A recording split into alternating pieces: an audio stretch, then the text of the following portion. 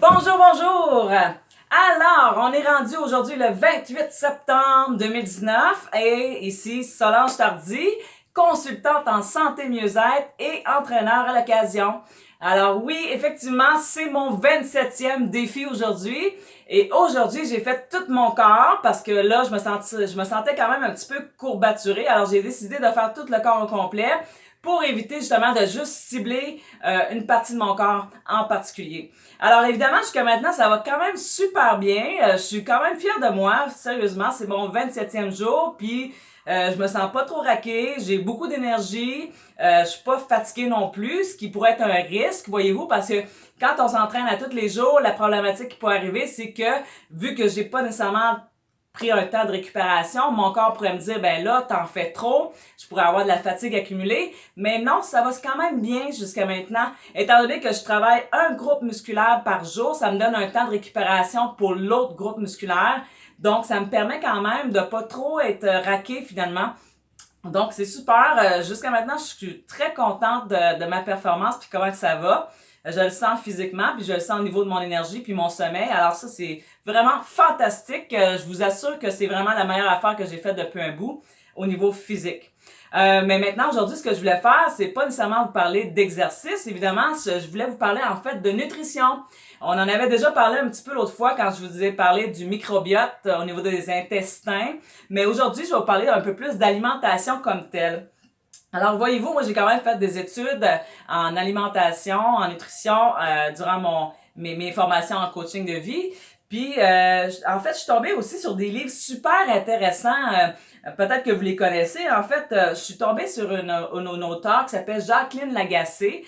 Puis, Jacqueline Lagacé, dans le fond, c'est une microbiologue qui a aussi fait des recherches en immunologie. Puis dans le fond, elle, c'est une chercheuse qui a aussi enseigné plusieurs cours au niveau universitaire à l'Université de Montréal. Alors, elle a quand même beaucoup de connaissances, un très bon background sur le sujet.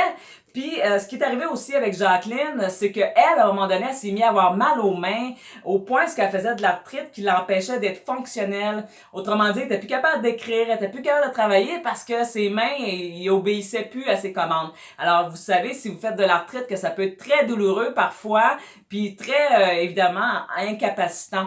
Donc, elle, à un moment donné, est tombée sur les recherches du docteur Jean Signalet. Puis le Jean Signalet, dans le fond, lui, ce qu'il recommandait, c'était une diète hypotoxique. Puis dans la diète hypotoxique, ça recommandait d'enlever certains aliments. Puis elle a essayé de le faire.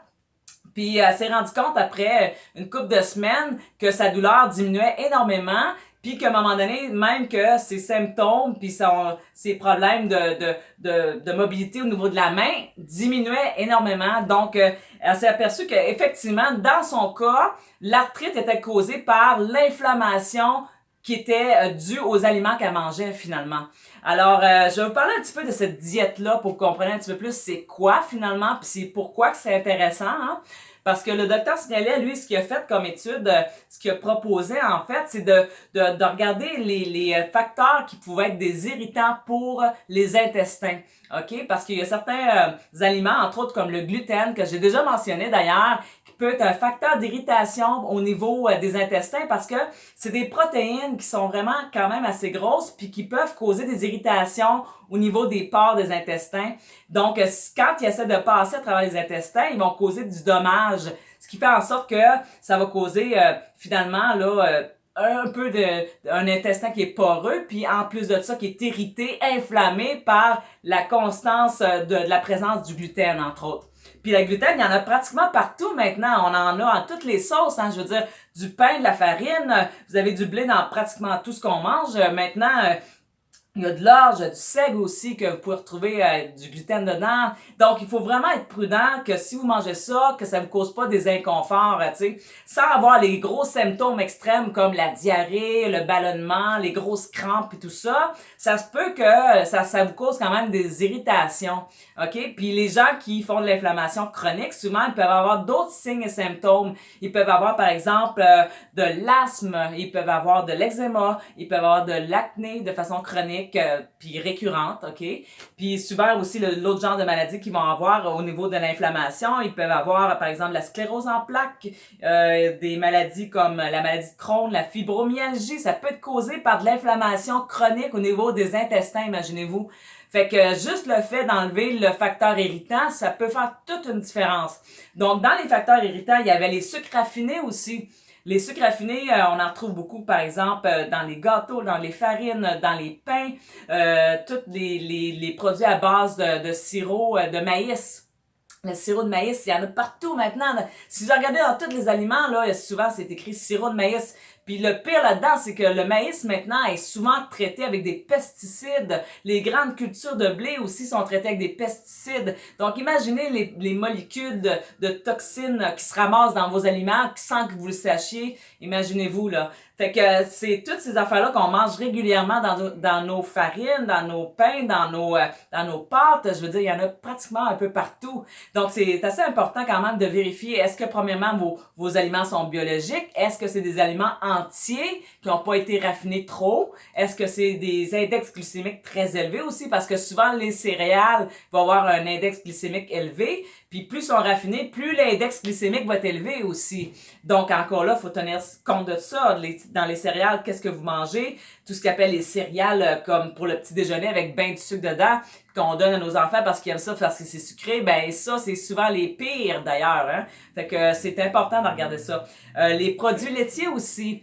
Au niveau des produits laitiers, il y a plusieurs adultes qui ont plus nécessairement assez d'enzymes pour digérer le lactose. Donc, le lactose, par exemple, c'est un sucre, encore là. Puis si vous n'avez pas de lactase, qui est une enzyme, ben vous serez pas capable de l'absorber, ce sucre-là. Donc, ça devient un irritant pour le système. Sans compter que les vaches, ben qu'est-ce qu'ils mangent? Ils mangent des grains, ils mangent de l'herbe. Alors, d'une certaine manière, ils vont transmettre un petit peu de ça à travers leur lait aussi. Donc, la caséine peut être un problème pour les gens qui sont allergiques à ce type de produit-là ou qui sont du moins intolérants.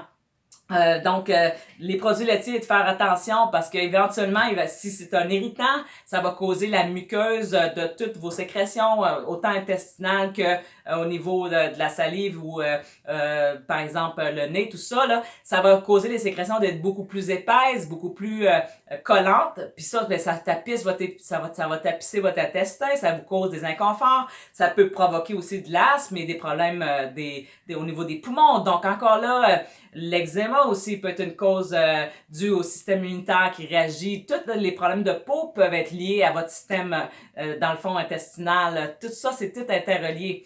OK?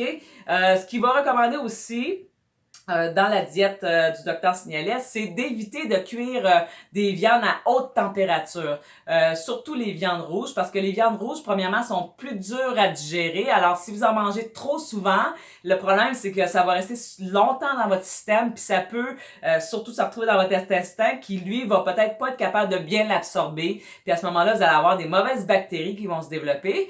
Puis, ben, ça peut causer, évidemment, une flore bactérienne qui va être malsaine pour vos intestins, finalement. Donc, les viandes rouges, oui, on peut en manger un peu, mais faut pas exagérer, puis surtout pas à des hautes températures. On les fait cuire, généralement, ils recommandent à moins de 110 degrés Celsius si vous décidez de les faire cuire. Et idéalement, c'est mieux des viandes blanches, préférablement des viandes maigres, justement pour pas avoir trop de gras saturés. Ceci dit, les gras, il faut en avoir aussi, mais pas trop. Évidemment. OK, donc ça, c'est au niveau de cette diète-là comme telle.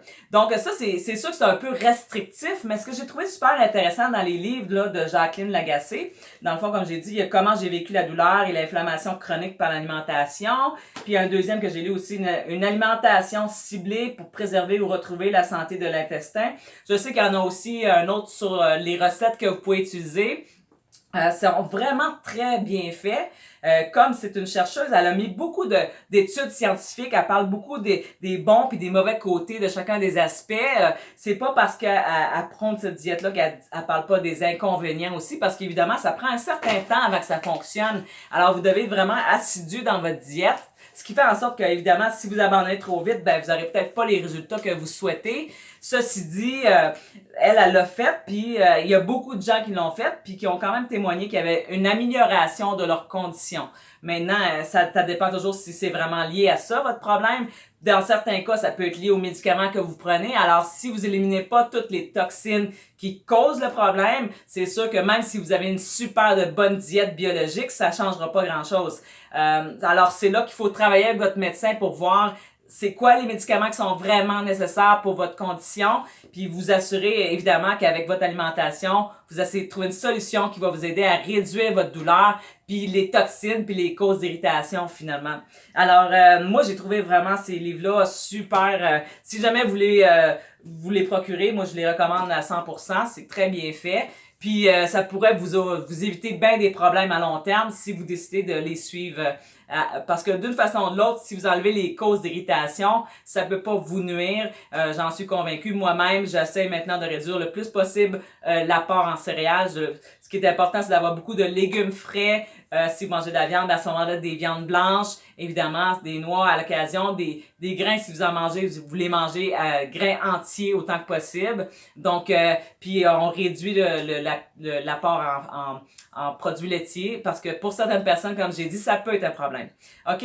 Alors, ça fait un peu le tour de ce que je voulais discuter aujourd'hui. Il y en aura encore long à dire sur un paquet de choses qui est super intéressant par rapport à ce sujet-là. Mais je vais vous en garder un peu pour une autre fois. Puis, ben, c'est ça. Fait que pour ce soir, dans le fond, pour aujourd'hui, je vais vous souhaiter une super belle journée. Puis encore là, on va se revoir demain pour mon 28e défi. D'accord? Alors, à la prochaine. Bye bye, là.